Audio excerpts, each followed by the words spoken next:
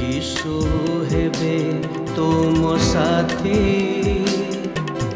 दूर हेब भय भ्रांति से तो जगतर ज्योति अंधकार हेब इति प्रात ज्योति जीवन जला प्रात ज्योति। प्रिय दर्शक बंधु नमस्कार। ख्रीष्ट सम्मिलित मंडली भुवनेश्वर आनुकूल्य रे यूट्यूब चैनल रे नियमित प्रसारित होता विशेष कार्यक्रम प्रात ज्योति यही प्रात ज्योति कार्यक्रम को आपण को स्वागत करुच्ची। यही कार्यक्रम नियमित देखा द्वारा आपण एवं आपणकर परिवार आशीर्वाद प्राप्त होउछंती सेथिपाई आमे ईश्वर को धन्यवाद दू आपण को मध्य धन्यवाद जनावछु।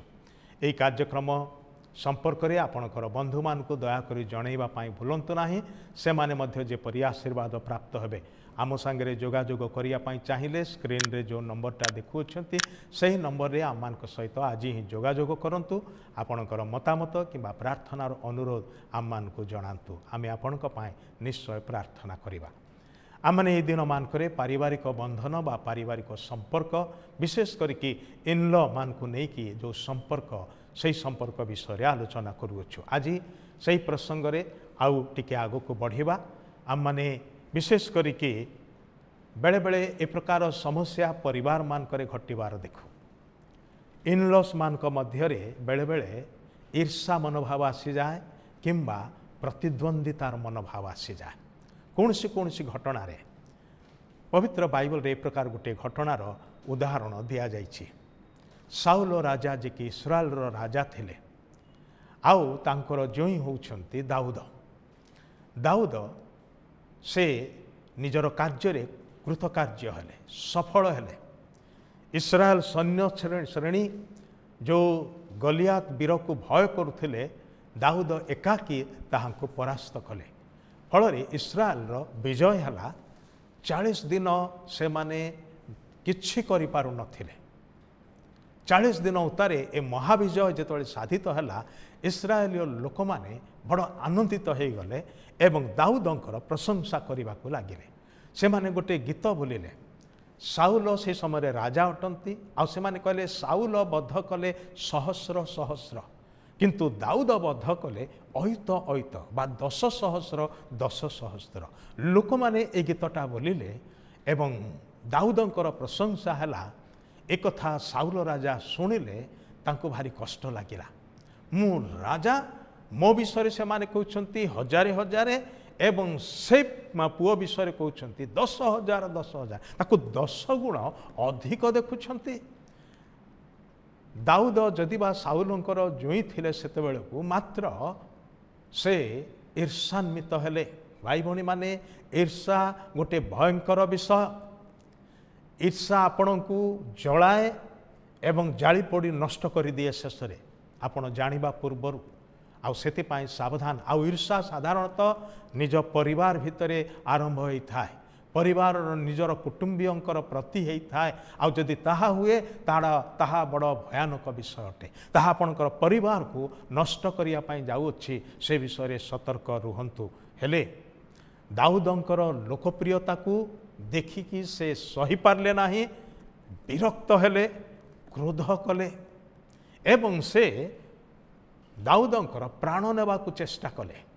ईर्षा केते दूर पर्यंत जन को प्रभावित करि पारे केते दूर पर्यंत जन को तल को खसाई पारे तार व्यक्तित्व तार स्वभाव चरित्र सबकिछि नष्ट हो जाए ए गोटे ईर्षा सकाशे। आउ ईर्षा चुप रहे नाही।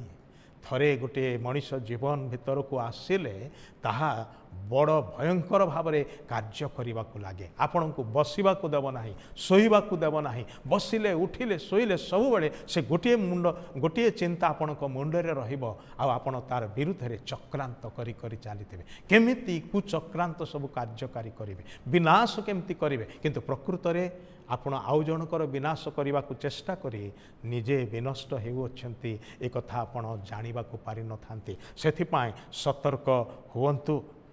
साउल जेतेबेले शुणिले जे लोक मैंने दाऊद को पसंद करने को लगिले से निजक बड़ असुरक्षित मन कले मोर एवं सिंहासन पलैब मु आउ राजा ही रही पारिबे ना होई पारे ताकू लोक मैंने राजा करदेबे ये जो भयटा तांको मन रे बढ़िला सेथिपाई से चेष्टा कले दाऊद को मूलरू मारिदेले काम सरीजिव हत्या करिवार चक्रांतर चिंताधारा तांको मन भीतर को आसुची कौठु आसिला से ईर्ष्यारू आसुअछि सेथिपाई सतर्क हवा दरकार। ईर्ष्या परिवार रे थिबा भरोसा विश्वास को नष्ट कर दिए सावधान हवा दरकार। ईर्ष्या परिवार को नष्ट करने को लगे एवं या द्वारा साउल कौन हेले साउल निज परिवार जड़े शत्रु साजिले निज आत्मीयर जड़े विरोधी हवा लगिले।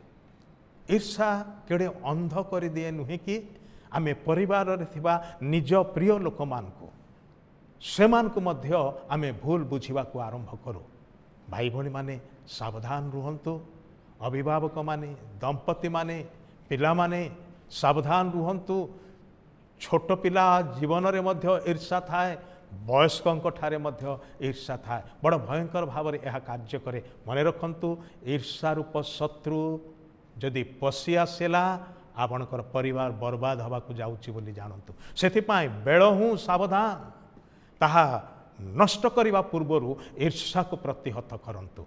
ईश्वर ठारे निजको समर्पण करंतु ईश्वर साहाय्य मागंतु एवं परिवार मध्य प्रेम को मिलन को शांति सद्भावना को बजाई रखिबार निमंते चेष्टा करंतु यत्नवान हुंतु तेबे निश्चित रूपे प्रभु आपणकर परिवार को आशीर्वाद करिवे।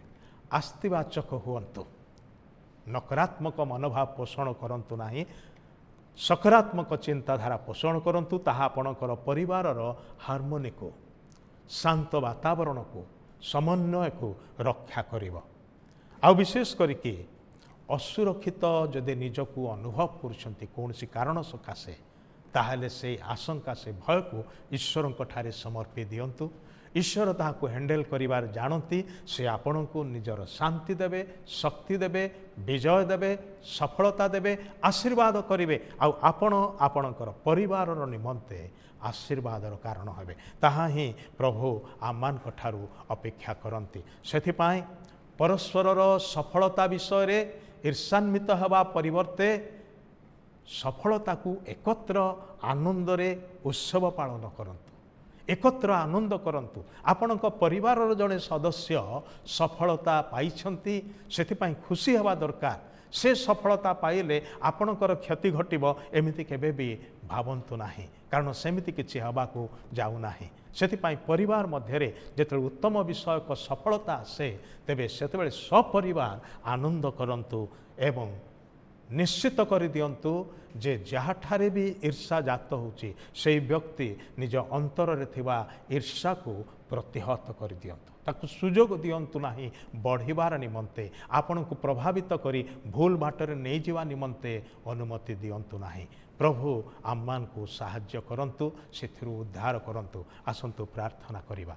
पवित्र पिता माने धन्यवाद करुचु तुमे आम परिवार विषय रे मनोयोगी अट आम परिवार को ईर्ष्या नष्ट करने पाई आसे किंतु ताको प्रतिहत करने पाई तुमे आम्मान को शक्ति दियो साहाय्य कर जीशुंक नाम रे एही प्रार्थना उत्सर्ग करूअछु आमेन। धन्यवाद। प्रभु आपन को आशीर्वाद करंतु।